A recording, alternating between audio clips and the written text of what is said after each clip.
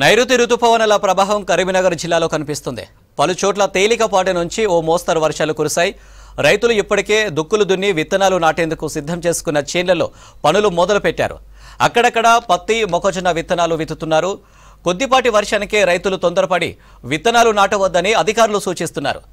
రైతులు మాత్రం ఆరంభంలో వాన పడితే మంచి దిగుబడి వస్తుందన్న ఆశతో పత్తి విత్తనాలు నాటుతున్నారు. మరోవైపు రోహిణి కార్తె నార్లు కూడా పోసుకుంటున్నారు. తొలకరి వానతో జిల్లాలో మొదలైన సాగు పనులపై కరీంనగర్ జిల్లా గోపాల్పుర గ్రామం నుంచి వెంకటేష్ మరిన్ని డీటెయిల్స్ అందిస్తారు. కరీంనగర్ జిల్లాలో సాగు పనులు ప్రారంభమైనాయి. చూడొచ్చు మనం కరీంనగర్ రూరల్ మండలం దుర్షేడు గ్రామ శివారు గోపాల్పూర్ శివారులో ఉన్న ఒక చేన్లో పత్తి విత్తనాలు నాటుతున్న దృశ్యాలు చూడొచ్చు.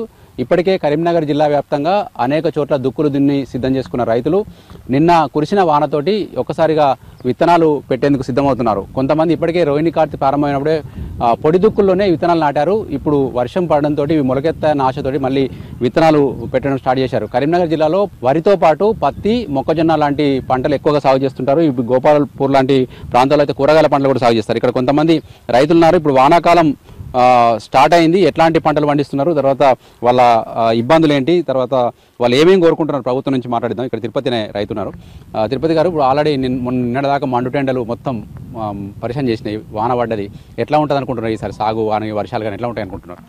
అంటే మాకు ఈ సంవత్సరం వాతావరణ శాఖ వాళ్ళు చెప్పిందంటే ఈసారి ముందస్తు వానలు ఉంటాయి, వర్షాలు కూడా బాగానే ఉంటాయి అనుట్లా. ఆ తప్పుడు వర్షాలతోటి మనకు ఈ దుక్కులు కూడా అన్ని పొతం చేసుకున్నాం. నిన్న సాయంత్రం 4 గంటలకు పడ్డ వర్షం మాకు ఏదైతే ఉందో దాంతో అదివరకు అచ్చుకొట్టి పెట్టుకున్నాం కాబట్టి తొలకరి ఎట్లా పడుతున్నాయి. 2 రోజుల ఋతుపవనాలు కూడా మన రాష్ట్రంలో ప్రవేశిస్తాయి అంటారు కాబట్టి మళ్ళీ ఇవాళ కూడా వర్షం ఉందని అంటారు కాబట్టి ఈ విత్తనాలు అయితే నాటుతున్నాం. ఎందుకంటే వాతావరణం కొద్దిగా చల్లబడ్డ కాబట్టి ఆశాజనకంగా అనిపిస్తుంది. దీంతో మేము ఖరీఫ్ సాగుకు ముందస్తుగానే మాకు వ్యవసాయ శాఖ ద్వారా విత్తనాలు కూడా కరీంనగర్ మార్కెట్లో అందుబాటులో ఉన్నాయి. వారి సూచనల మేరకే మేము విత్తనాలు తెచ్చినాం.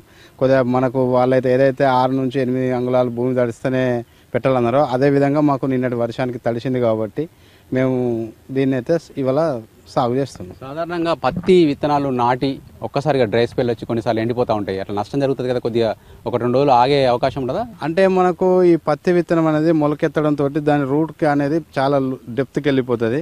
దాంతో మనకు ఎందుకంటే ఒక వారం వర్షం అటు ఇటు అయినా కూడా కొద్దిగా తట్టుకుంటుంది. కానీ మరీ ఒక 10 రోజులు కాలం పోతే మాత్రం కొద్దిగా ఎండిపోయే అవకాశం ఉంటుంది. దాంతో ఏంటంటే ఈ మధ్యలో లేటెస్ట్ టెక్నాలజీగా రెయిన్ పైపులు వచ్చినాయి కాబట్టి రైతులు అందరూ స్ప్రింక్లర్లతోటి రెయిన్ పైపులతోటి కొంత వాటర్ ఫెసిలిటీస్ ఉన్న వాళ్ళే మొదగాలు సాగు చేస్తారు.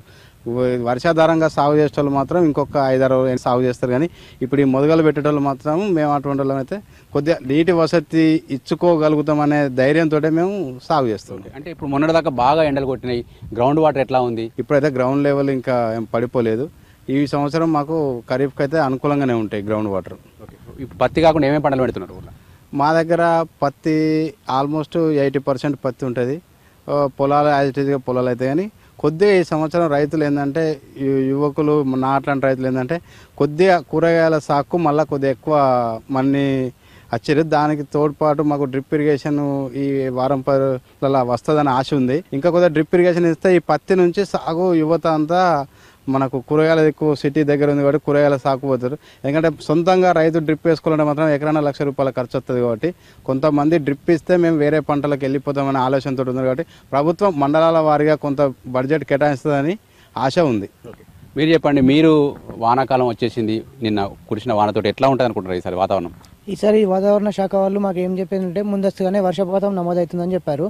సో అందుకోసమనే మేము ఇప్పుడు తొలకరి వాన పులకరించడంతో మేము ముందస్తుగా సాగు చేసుకుంటున్నాం. ఒకవేళ వర్షపాతం కూడా కొంచెం ఏమైనా మాకు అనుకూలించకపోయినా మాకు కొంచెం వాటర్ ఫెసిలిటీ ఉన్నది కాబట్టి మేము ముందస్తు విత్తన సాగుకి వెళ్ళిపోతున్నాం. ఏమేమి పెట్టిరు ఈసారి పత్తి, ఇప్పుడైతే పత్తి నాటుతున్నాము.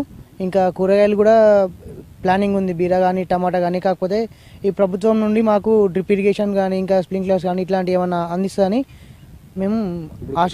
కొత్త ప్రభుత్వం వచ్చింది, పాత ప్రభుత్వం చేయలేని పనులను ఏమున్నాయి, ఇప్పుడు ఈ ప్రభుత్వం నుంచి మీరు ఏం కోరుకుంటున్నారు? పాత ప్రభుత్వంలో సబ్సిడీలు అనేవి ప్రాపర్గా అందించలేకపోయారు. కాబట్టి ఈ ప్రభుత్వం అందించదో తెలియదు ఇంకా. కాకపోతే వాళ్ళు అందిస్తారనే ఆశతోటి మేము ముందుకు వెళ్ళాలనుకుంటున్నాం. మనకు అకాల వర్షాలు, అనుకోకుండా వానలు పడడం, లేకుంటే మొత్తానికి వానలు పోయి పంటలు ఎండిపోవడం, ఇట్లాంటి సంఘటనలు మన దగ్గర జరుగుతూ ఉంటాయి. ఆ టైంలో ఆదుకునేందుకు పంట బీమా పరిహారం ఒకటి వచ్చేది గతంలో నిలిచిపోయింది. ఇప్పుడు మరి ఎట్లా ఉండాలనుకుంటున్నారు? ఫసల్ బీమా లేదు, కాకపోతే ఇప్పుడు రైతు బంధు లాంటి పథకాలు ఉన్నాయి, రైతు బీమా లాంటివి ఉన్నాయి. కాకపోతే ఏంటంటే పంట నష్టపోతే పరిహారం వచ్చే స్కీమ్స్ ఏం లేవు కదా. లేవు. ప్రభుత్వం ఏమన్నా మాకు అనుకూలించి అలాంటి స్కీమ్స్ ఏమైనా ఉంటే ఏర్పాటు చేయాలని మేము కోరుకుంటున్నాం. మహిళా రైతులు కూడా పత్తి విత్తనాలు పెట్టే బిజీలో ఉన్నారు. ఎందుకంటే ఇప్పుడు ఈ సీజన్లోనే వీళ్ళకు పనులు కూడా ఎక్కువగా దొరుకుతూ ఉంటాయి. వీళ్ళు స్వయంగా రైతులు కూడా ఉంటారు ఇందులో. ఇట్లాంటి టైంలో ఇంకొక రైతులకు సాయం చేస్తుంటారు. మళ్ళీ వీళ్ళకి అవసరమైనప్పుడు ఈ రైతులను తీసుకెళ్ళి పనులు చేయించుకుంటారు. అమ్మా, ఎన్ని రోజులు దొరుకుతుంది మీకు ఈసారి ఈ పని? మత్తు దొరుకుద్ది. ఒక నెల రోజుల దాకా బిజీ అయ్యి ఇక నెల రోజులు అయింది. మళ్ళా సంక్రాంతి శివరాత్రి రాక దొరుకుతుంది. ఏమేమి ఉంటాయి ఇప్పుడు విత్తనాలు పెట్టిన కాంచెల్లి? పత్తి పెట్టినాక పత్తులు కలుపుతాం, కలిసినాక నాటేస్తాం, నాటేసినాక అరలు కలుపుతాం, అరలు కలిసినాక పత్తులు ఏరుతాం, పత్తులు ఏరినాక ఎవరైనా కూరగాయ చెట్లు పెడితే కూరగాయలు తెంపుతాం, కూరగాయలలో గడ్డి వీకుతాం. మొన్నటిసారి పంటలు ఎట్లా పడినాయి, ఈసారి ఎట్లా పండుతాయి అనుకుంటున్నారు? ఇక మొన్నటిసారి అంటే కాలం ముందుగానే అయిపోయింది. మోయడంత కాలం కొట్టలేదు, కొద్దిగా తక్కువ కొట్టింది. ఇక పంటలు కూడా పండే తీరు వండినాయి, వచ్చే తీరు వచ్చినాయి. ఏమున్నాయి మీకు కష్టాలు ఇంకా రైతులకు? ఈ కట్టాల ఎప్పటికి కట్టమే ఉంటుంది. కట్టం లేని మనిషి అయితే లేడు, ఎప్పటికి కట్టమే రైతుకు. ఇప్పుడు మరి వాన కొట్టింది, ఎట్లా అనిపిస్తుంది మీకు? మీకు కూలి మీద బతికేటోళ్ళు కదా మీరంతా. కూలి విన్న బతుకుతాం. వాన కొట్టాలని చూసిరా? చూసినాం. ఇవాళ దాకా వాన కొట్టాలని చూసినాం. వాన కొట్టింది, ఇవాళ విత్తులు పెట్టచ్చు. ఇది ఒకవైపు రైతులు తొలకరి కురవడంతో సంతోషం వ్యక్తం చేస్తూ ఉంటే, రైతు కూలీలు కూడా తమకు ఇప్పటి నుంచి వెళ్ళి మొత్తం సంక్రాంతి పూర్తయ్యే వరకు కూడా చేతి నిండా పని దొరుకుతుందన్న ఒక సంతోషాన్ని వ్యక్తం చేస్తున్నారు. ఓవరాల్గా కరీంనగర్ జిల్లాలో వివిధ రకాల పంటల సాగులో రైతు కూలీలు నిమగ్నమయ్యారు. ఇవి వర్షాలు నిన్న కురిసిన వర్షం కంటిన్యూగా పడితే కనుక మరి రేపటి నుంచి మరింత జోరుగా సాగు పనులు ఊపందుకోబోతున్నాయి. కెమెరామెన్ కవికుమార్తో వెంకటేష్, V6 న్యూస్, కరీంనగర్ జిల్లా నుంచి.